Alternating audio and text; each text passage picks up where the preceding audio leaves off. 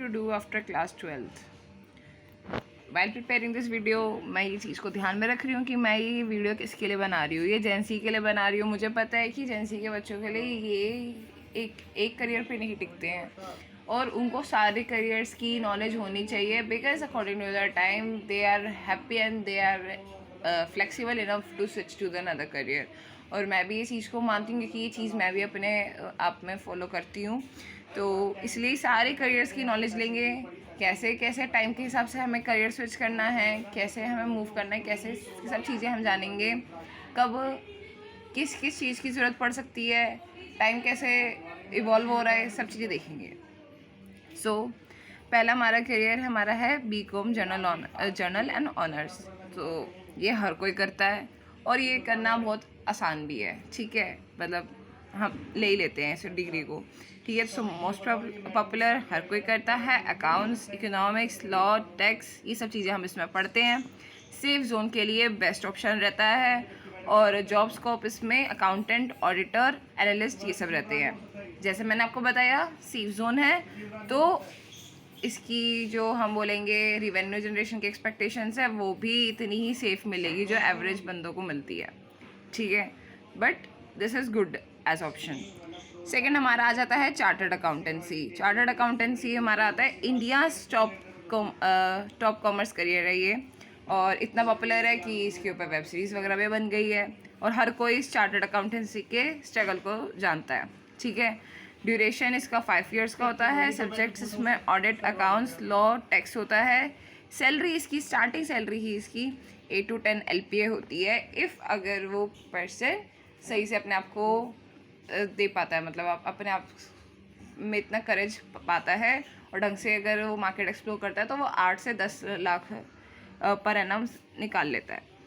Company secretary, this is based upon law, compliance, governance.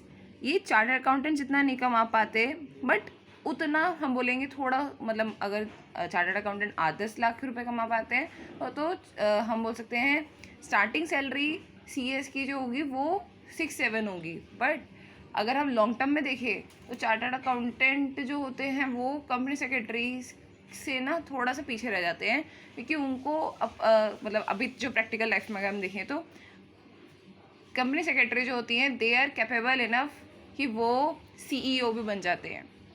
Chartered accountant को थोड़ा सा और अपने एक्सपीरियंस पर और चीज़ों पे काम करना पड़ता है, बट CS सिर्फ अपने प्रैक्टिस करते हुए इन लॉन्ग रन CEOs भी बन जाते हैं, ठीक है, CS।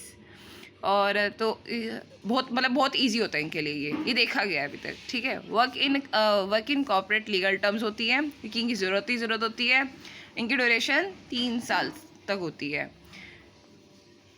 कॉस्ट मैनेजमेंट अकाउंटेंट, ये अगर कमाना चाहें तो ये पैसे चार्टर्ड अकाउंटेंट से CS से बहुत जल्दी कमा लेते हैं, बट अगर ये सही टाइम पे इनका लक ना चले या मैं बोलूँ सही टाइम पे इनको सही इंडस्ट्री ना मिले तो ये बीकॉम जैसे खाली भी बैठे हुए पाए जाते हैं।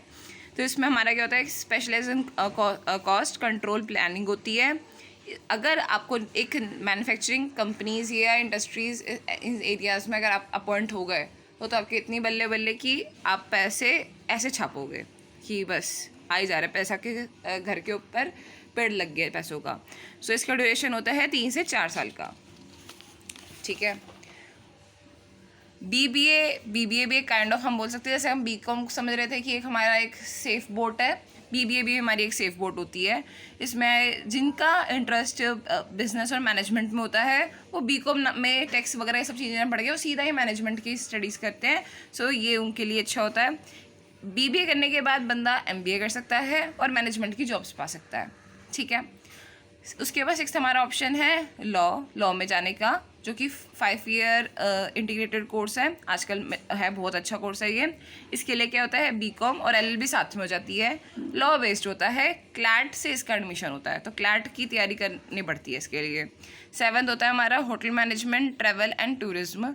इसमें अगर इंटरेस्ट है किसी का कि सर्विस इंडस्ट्री के लिए, then that is the best option. इसमें हम करियर में बंदा hotel manager, cabin crew and travel executive बन जाता है।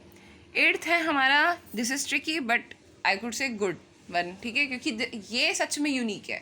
अगर मैं बोलूँ ये सब, इससे पहले जितने भी मैंने आपको जॉब्स बताई हैं कि उसमें क्या पॉपुलेशन या कंपटीशन नहीं है, तो मैं बोलूँगी कंपटीशन सब में बहुत है, ठीक है। आपको यूनिक बनना ही पड़ेगा और मेहनत करनी पड़ेगी, बट एक्चुअल साइंस में मेहनत भी करनी पड़ेगी, बट यहाँ पर सही में पॉपुलेशन बहुत कम है, कंपटीशन बहुत कम है, बहुत ही कम लोग इस करियर पाथ को ऑप्ट करते हैं, ठीक है। So if you have the interest in maths and economics then this is the good one, ठीक है। यूनिक होता है, हाई पेइंग जॉब होता है ऑब्वियसली, जहाँ पर जब सप्लाई, मैंने आपको बताया सप्लाई बहुत कम है तो डिमांड कितनी ज़्यादा होगी, और डिमांड ज़्यादा है सो कैसे पैसे कमा सकते हो आप देख सकते हो, ठीक है। So based on risk management, यहाँ पे रिस्क मैनेजमेंट हमें करना पड़ता है, ये सब चीज़ें इसमें आती हैं, ठीक है। जैसे इंश्योरेंस वगैरह कंपनी जो है सबसे ज़्यादा एक्चुअल साइंस के बंदों को हायर करती है।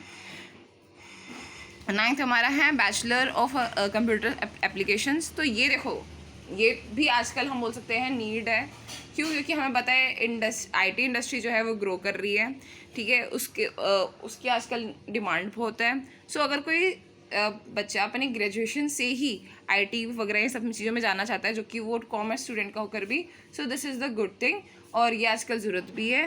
तो student have the tech and IT field interest, future in codings, software, data science, ये सब चीज़ें उनकी चीज़ें बन जाती हैं। सो मैंने आपको सारे जो भी अभी करियर पाथ्स बताए हैं, दीज आर मैं बोल सकती हूँ प्रोमिनेंट करियर्स हैं ये हर कोई करता है, आजकल डिमांड यही है, इन सब चीज़ों में ही लोग करते हैं।